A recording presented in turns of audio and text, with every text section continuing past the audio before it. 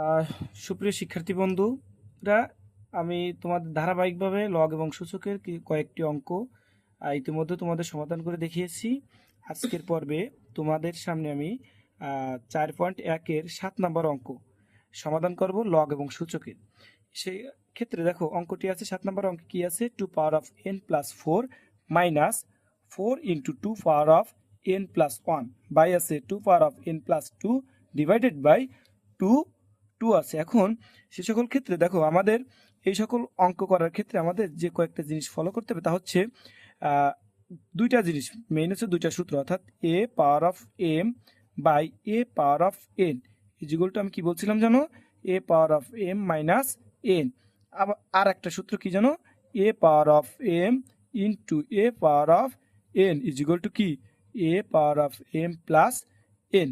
এখন আমি এই অঙ্কের সমাধান করব, কোন অঙ্কটি, এই অঙ্কটি সমাধান করব। দেখো এই সূচকের অঙ্ক করার ক্ষেত্রে তোমার যে জিনিসটা লক্ষ্য রাখতে হবে যেন আমার বেজ এক হয়, কারণ যে আমার সূত্রগুলো শিখছি সেই সূত্রগুলো কিন্তু প্রত্যেকটা সূত্রে বেজ আমার এক, অর্থাৎ এই বেজ অর্থাৎ ভিত্তিটা এক কিন্তু।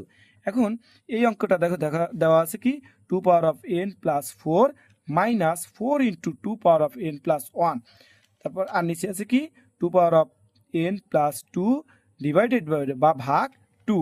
এখন দেখো আমরা সবচেয়ে কম ভিত্তি আছে কার, সবচেয়ে কম আছে 2 আছে, এই জায়গায় আছে 4 আছে, তাহলে আমরা 2 এর মতো সবাইকে বানাই। এবং সবচেয়ে কম ছোট কে আছে, যে 2 পাওয়ার অফ n+1, তাহলে আমরা সবচেয়ে ছোট আছে এর মতো আমরা বানাই, চলক সহ যে ছোট আছে সবচেয়ে তার মতো করে আমরা সকলকে ভাঙাই। তাহলে এইটারে যদি আমরা ভাঙাই দেখো তো কি হয়, 2 power of n+1 into 2 power of cube লেখা যায়।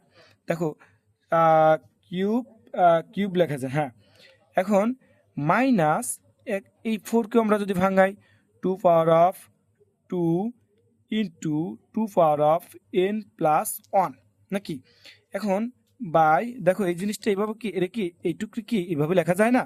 দেখো আমরা জানি যে যদি বেজ যদি একই হয় এবং পাওয়ারগুলো যদি ভিন্ন হয় এবং তারা পরস্পর যদি গুণ সম্পর্কে থাকে, তাহলে এটা কি হয়, যোগ হয়। তাহলে 2 পাওয়ার অফ n+1+3 সমান এইটা হয়, অর্থাৎ এই জিনিসটাকে এইভাবে ভাঙানো যায়, অর্থাৎ এর কোনো ভুল নাই।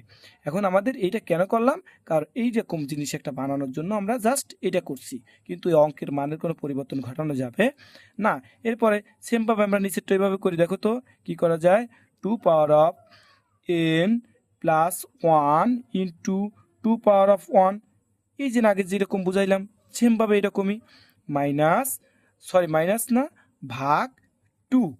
এখন দেখো তো এই জায়গার থেকে কি কমন যায়, এই জায়গার থেকে আমাদের কমন যায় হচ্ছে আমার কি, যে কমন যাচ্ছে হচ্ছে দেখো 2 পাওয়ার অফ n+1 কমন যায়, থাকে কি আমার 2 কিউব থাকে, মাইনাস থাকে এই জায়গা থাকে কি 2 স্কোয়ার থাকে নাকি, বাই হচ্ছে আমার এই জায়গার থেকে কি আছে জানো, আমার এই জায়গার থেকে আছে 2 পাওয়ার অফ n+1 ইন্টু 2